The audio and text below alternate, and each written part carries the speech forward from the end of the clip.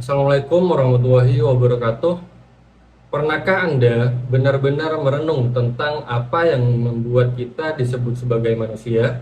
Pertanyaan mengenai makna sejati menjadi manusia ini telah menjadi pusat perdebatan intelektual dan spiritual sepanjang sejarah peradaban.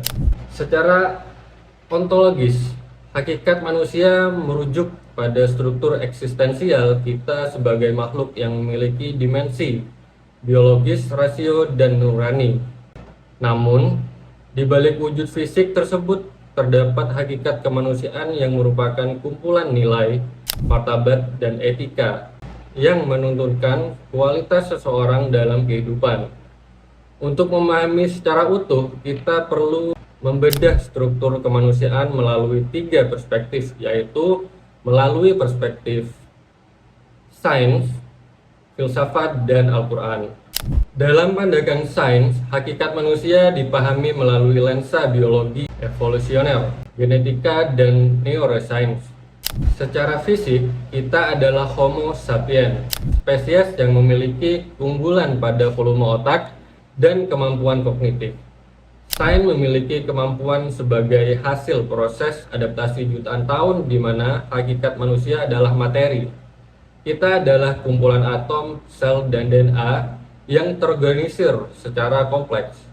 Bahkan, segala bentuk kesadaran, emosi, dan perilaku yang sering kita anggap sebagai jiwa dijelaskan oleh neuroscience sebagai aktivitas elektrokimia di otak. Dalam konteks ini, nilai kemanusiaan seperti empati dipandang sebagai mekanisme pertahanan agar manusia bisa bekerja sama demi kelangsungan hidup spesies atau survival. Namun, sains memiliki keterbatasan, yaitu sangat tajam dalam menjelaskan bagaimana tubuh manusia bekerja.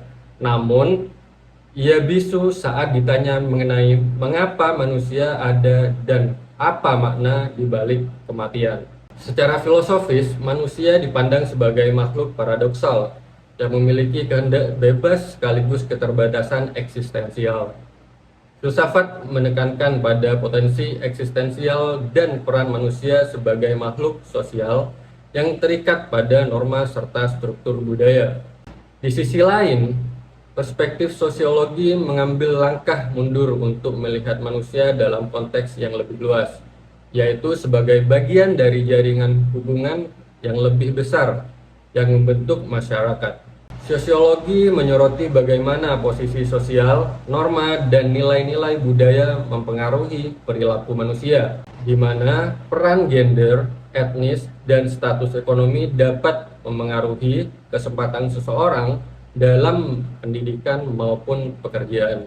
Sebagai dimensi integratif, Al-Quran menawarkan perspektif wahyu yang holistik dengan menegaskan bahwa hakikat kemanusiaan tidak berdiri sendiri sebagai hasil evolusi materi semata, melainkan berupa pengejawatahan dari ditiupkannya ruh ilahi ke dalam raga manusia. Al-Quran menjelaskan bahwa manusia pertama, Nabi Adam alaihissalam, diciptakan dari tanah liat kering yang berasal dari lumpur hitam yang diberi bentuk.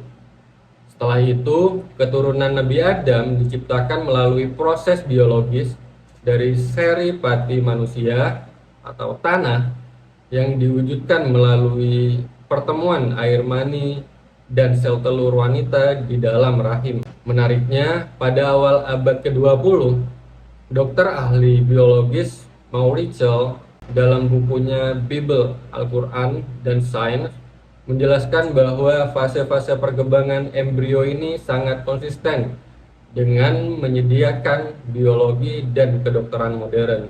Kemanusiaan sejati dalam pandangan wahyu terletak pada kemampuan manusia dalam menjalankan amanah sebagai khalifah di bumi.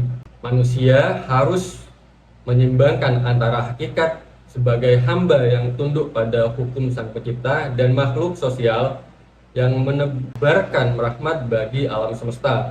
Al-Quran juga menegaskan bahwa Allah menciptakan kematian dan kehidupan untuk menguji siapa di antara manusia yang lebih baik amalnya. Kematian sendiri dijelaskan sebagai putus hubungan antara roh dan jasad. Sementara hidup adalah ketika hubungan tersebut tersambung. Kebutuhan manusia terhadap agama muncul karena faktor kondisi manusia yang terdiri dari unsur jasmani dan rohani yang harus dipenuhi secara seimbang.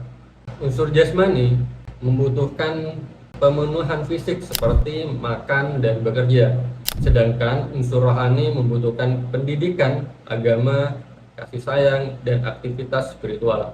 Secara naluriah, manusia mengakui adanya ketuhanan di luar dirinya, terutama saat mengalami kesulitan dan bencana contohnya, di mana dia akan mengeluh dan meminta pertolongan kepada Yang Maha. Agama berfungsi sebagai pemohon untuk mengambil keputusan antara yang benar dan yang salah, serta menciptakan konsensus dalam masyarakat melalui sistem kewajiban sosial. Kesimpulannya, hakikat kemanusiaan merupakan panduan kompleks antara dimensi biologis, rasional, dan spiritual. Menjadi manusia adalah sebuah anugerah biologis, namun memiliki kemanusiaan sejati adalah sebuah pencapaian spiritual dan moral yang berkelanjutan untuk mengabdi kepada Sang Pencipta.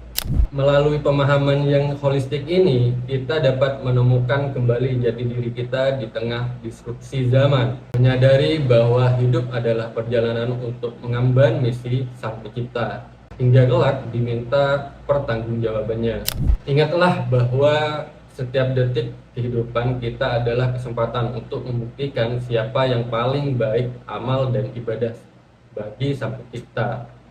Mari kita jalani hidup ini bukan sekedar untuk bertahan secara materi, melainkan untuk memberikan makna yang mendalam bagi sesama dan juga alam semesta. Terima kasih sudah menonton video ini. Billahi taufik wal hidayah. Wassalamualaikum warahmatullahi wabarakatuh.